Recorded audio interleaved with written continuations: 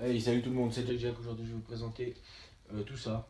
Je vais vous expliquer pourquoi je prends telle chose et pourquoi je prends pas telle chose. Euh, Aujourd'hui, ce que je vais essayer de faire, c'est de prendre ce qu'il y a là, vous expliquer pourquoi je vais le prendre et aussi d'essayer de voyager le plus léger possible, un peu au style viking, celte, baroudeur, tracker ou coureur des bois. Voilà. Alors déjà, on va commencer par moi, le premier outil qui est le plus important pour moi. Pour moi, j'ai trois outils que j'emporterai, que je vais toujours emporter maintenant parce que je les ai. Déjà, le premier, ce serait un couteau, enfin le couteau déjà. Alors, on va faire un peu de place. Alors, alors le couteau, ça a été assez difficile de faire un choix parce que j'en ai beaucoup. Et là, c'est pour moi, comme ce que je vais vous montrer, le matériel que je vais vous montrer plus tard, le couteau, je dois lui faire confiance. Je dois pouvoir l'affûter avec ce qui me tombe sous la main. Faut savoir que là, j'ai rien pris pour affûter, car ça, c'est plutôt pour une nuit ou voire deux. Alors là, j'ai trois couteaux différents. Le Mora classique, j'ai fait une vidéo dessus avec le fourreau que j'ai fait moi. J'ai un couteau que je vais bientôt vous présenter et le fourreau que j'ai fait moi. Et un couteau qui me suit depuis un petit moment, un couteau que j'ai fait moi avec un tranchant, un seul tranchant, et un fourreau que j'ai fait moi aussi. Voilà. Alors, sur ces trois couteaux, trois caractéristiques différentes. Là, nous avons un plat de semelle, du coup bien robuste, à éviter de prendre pour l'hiver, car l'hiver, en fait, tout simplement, cette partie-là est congelée et hyper froide, et j'aime pas travailler avec des gants, voilà. Par contre, l'avantage, c'est qu'on peut vraiment bâtonner partout sur toute la longueur du couteau, c'est vraiment agréable. Deuxième couteau, Mora classique, franchement excellent comme couteau, un peu trop fin à mon goût, pour vraiment faire du bâtonnage et tout. Fragile puisque c'est une soie qui arrive à moitié. Et un petit peu dangereux car il n'y a pas de garde. Mais super couteau, franchement, je vous le conseille. Vraiment pas cher en plus. Je vais le laisser sortir. Et un autre couteau. Voilà, ce couteau-là, en soie, traversante, qui doit arriver en fait en soie traversante avec un bon marteau. Par contre, moins épais et un manche en alu. Du coup, vraiment pas conseillé pour l'hiver du tout. Et l'été, évitez de le laisser au soleil. Voilà. Moi, sur ces trois couteaux, en fait, je vais un peu tricher, je vais en prendre deux. Je vais prendre celui-là parce que je vais jamais en du bois que sans celui-là maintenant. Je suis vraiment tombé amoureux de ce couteau. Excellent, je trouve. Pour tout ce qui est sculpture, nourriture. Voilà, c'est vraiment un couteau qui est facile d'accès, qui est vraiment léger et tout. Et je m'en prive pas. Alors, déjà celui-là, ce qui reste là-dedans, ou à ma ceinture en tout cas. Et deuxième couteau, celui-là. Parce que celui-là, j'ai l'expérience, je sais qu'il tiendra. Et j'arrive à affûter avec vraiment n'importe quoi. Et il tient vraiment longtemps le tranchant. Voilà.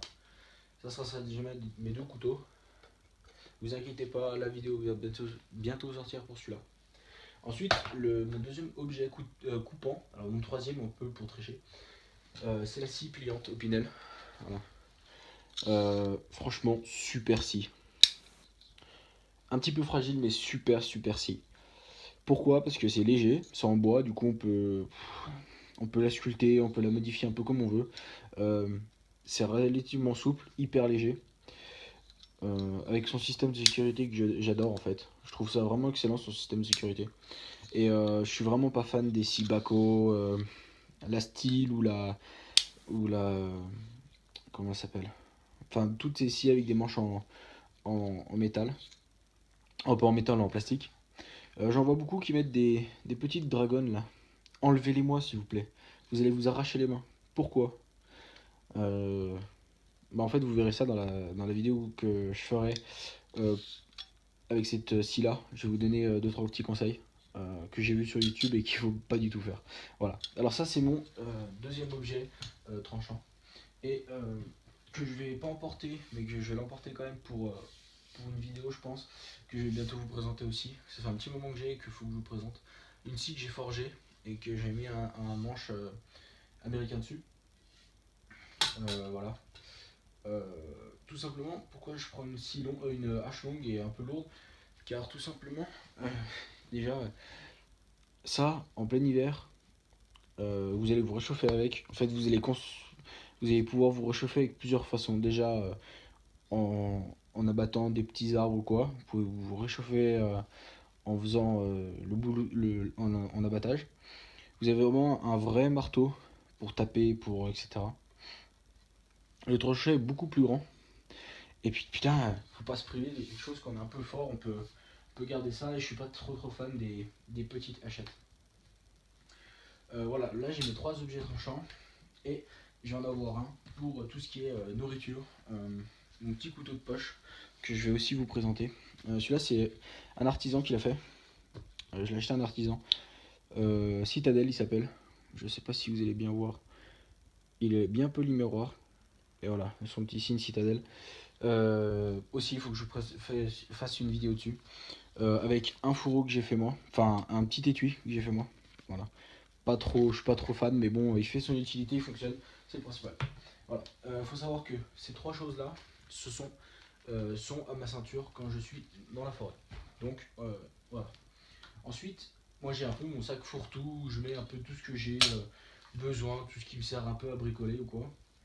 Alors, j'ai de la ficelle, de la vraie ficelle et pas de la paracord. Là aussi. Je suis pas trop fan, mais des fois on est bien obligé. Une petite Geonote de chez Decathlon. Ça, super efficace franchement. Mode moyen. Alors ça c'est le mode moyen, le mode petit et le mode fort. Voilà, avec un éclairage rouge aussi. Et SOS rouge. Enfin pas SOS, clignotant rouge.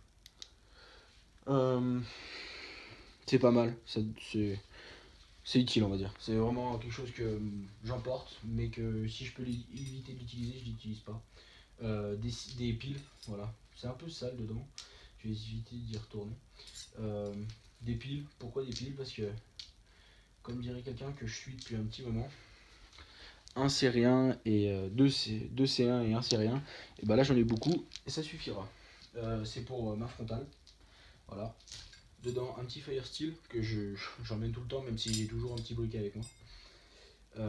Une lampe qu'on peut accrocher, soit comme ça, soit comme ça. Franchement super bien. Jamais changé les piles. Voilà. Ça, on oublie. Ça, c'est que pour les gros camps. 40 heures d'origine. Je l'ai peut-être utilisé déjà 10 heures. Je sais pas, mais c'est super, super utile. Ça fait une petite lumière d'ambiance. Ça évite d'avoir des grosses lampes et toujours. De toute façon, nos yeux s'habituent rapidement. Du cuir, un petit lacet en cuir pour réparer. Des morceaux de cuir pour aussi bien pour réparer un sac ou quoi. Avec la ficelle. La ficelle, l'avantage c'est qu'elle pourra se séparer. En fait, les petits brins pourront se séparer pour faire un petit fil de secours. Voilà. Alors là, ce que je vais emporter, ça sera les piles pour ma frontale. Mon fire steel. Un autre petit fire steel avec. Il n'y a plus la lampe, mais un petit fire steel de rechange.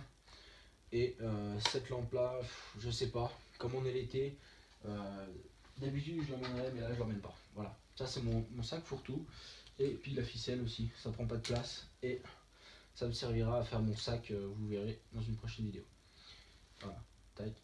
Ça c'est ce que j'emmène aussi dedans. Ensuite, j'ai le kit popote. Comment dire? J'hésite entre 2 contenants. Celui-là. Alors ça, pour ceux qui achètent des popotes à 30 ou 40 euros, je vois pas l'intérêt. Ça c'est moule, voilà le machin pour les moules. C'est super solide, ça peut être cabossé. Des poignées en métal, comme ça on est sûr. Un bout de fil de fer pour faire pour la pendre. Et 2 pour le prix d'une. Franchement super utile. Que je mets là-dedans. Dedans ça sera toute la nourriture. Riz, pâtes, etc. Ceci dans son petit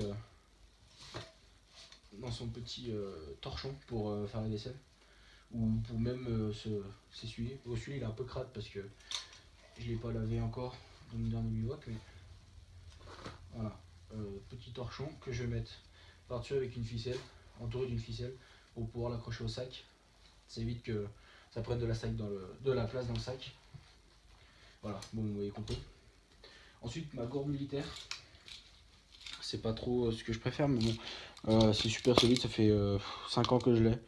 Voilà, le quart. Je pourrais juste prendre ça, mais ça fait une petite portion de riz, il faudrait faire cuire 2-3 fois de riz. Et des pâtes, pareil. Puis si on a cuire des patates ou des légumes, on peut pas trop séparer ou faire une grosse tambouille. Voilà. Une autre chose que d'habitude je prendrais, mais là que je vais éviter de prendre, du fil de fer. Faut savoir que je n'ai jamais le fil de fer où il est. Je sais pas trop faire des pièges, mais de ce que j'ai pu voir comme vidéo, c'est assez intéressant. Ça peut être utile. Celui-là, il est assez fin et relativement ressort. Du coup, je pourrais m'en servir. Mais pour moi, là, j'en ai pas d'utilité. Et ensuite, une chose que moi que je n'oublie jamais, c'est une trousse de premiers soins. Alors celle-là, elle est assez complète. Voilà. Tous les petits coupures et tout. C'est vraiment facile. Et celle-là, ce sera plus grosse plaie ouverte, etc. Mais ça, je ne lésine pas, je les garde avec moi. Voilà. Et ensuite, bien sûr, pour finir, j'ai pas plus petit, il faut que j'en achète une autre, un tarp. Alors là, c'est une bâche lourde, désolé, j'ai pas autre chose. Mais je pense acheter une autre chose, celle du Decathlon ou une autre marque. Voilà. Je vous laisse aller sur la deuxième partie pour voir le fonctionnement et le rangement du sac.